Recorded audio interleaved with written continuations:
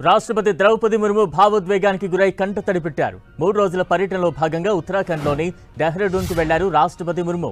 అక్కడి అంధుల పాఠశాలలో నిర్వహించిన ఒక కార్యక్రమంలో ఆమె పాల్గొన్నారు. ముర్ము పుట్టినరోజు సందర్భంగా పలువురు అంధ విద్యార్థులు గీతాలు ఆలపించి రాష్ట్రపతికి శుభాకాంక్షలు తెలిపారు.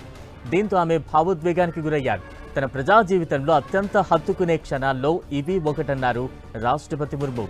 కల్మషం లేని చిన్నారుల స్వరం, వారి బలం, స్ఫూర్తి భారతదేశ నిజమైన ఆత్మను ప్రతిబింబిస్తోందన్నారు.